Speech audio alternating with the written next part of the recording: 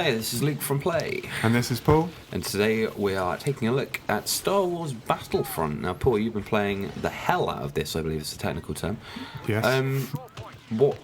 Tell me things. Just tell me things about this video game. Okay, well, the first thing is obviously, if you're a Star Wars fan, it is very good in terms of the fan service stuff, like the sound effects, just the look of the game. The atmosphere, basically. Yeah, the whole atmosphere of it, which you could see in the beta, but obviously playing the full game now and getting to see some of the other locations and stuff, they've done a really good job in that aspect.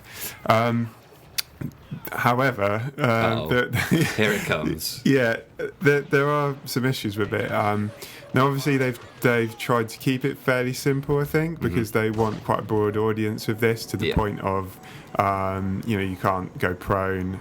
Sure. There's no classes as there were in the original Battlefront. Now, I think that does create something of a problem in that it's a large-scale team game. Yeah. That's fundamentally what it's based around. But you never really feel that you're working as a team. Okay. Obviously, something like Battlefield, you had squads, which that helped to make you feel like you're in a team, because you could work with a small group of people to try and accomplish something specific. Or having classes, obviously, you're more inclined to work towards a certain job, like or a goal. like you have a role. There's some vehicles here that are messing us up. I'm an engineer. I'm going to get rid of this so that the rest of my team can get through there, etc. Whereas that's not really happening. No. Well, even like heavy ordnance and that now is governed by random drops. Is that right? Yeah. Every stuff you pick up. The special abilities like rockets and like I can't remember what it's called, orbital strike. That's it. So an airstrike, effectively. These are all random pickups. So there's no.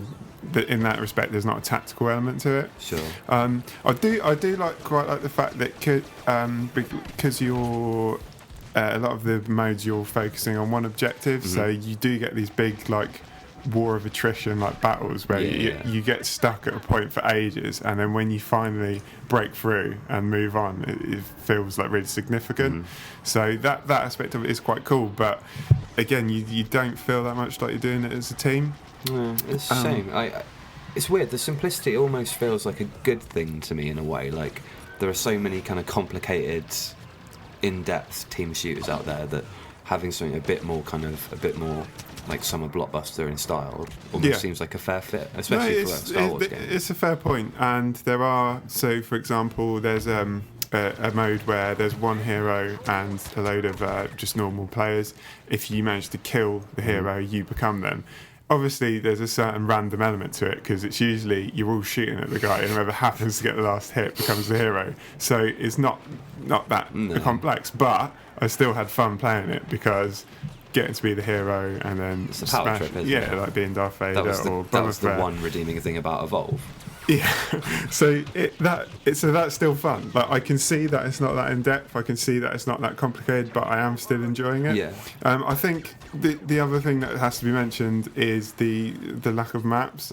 I think there's 12 in total, but say in multiplayer shooters you normally settle on one or two modes that you like.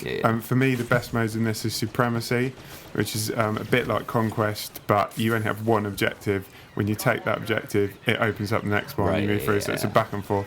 And Walker Assault. But say if you want to play Supremacy, there's only 4 maps. What? So, yeah. So that's not enough. No. So it becomes boring quite quickly. Right. Bearing in mind, there's a single player mode, but it's like a horde mode. It's not a campaign. So I haven't got a problem with that. If you want to focus on multiplayer, that's fine. But you haven't got a campaign, and then you've only got 4 maps for a mode. Yeah, it's not ideal, is it? And it does concern me a bit that they think of this as a vehicle for DLC.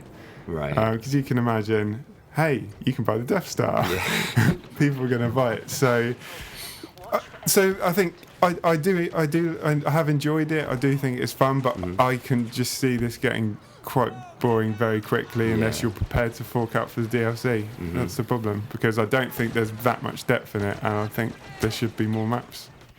There probably should, and there will be more maps. Yeah, there will be more So maps. get your wallet out. Yeah, exactly. At least Pew, there'll be a couple of free ones, isn't there, of the Battle of Jakku? Yeah, for the movie. But after that, then it's going to if you want to go to Naboo, Yeah. it's going to be an expensive ticket. Yeah.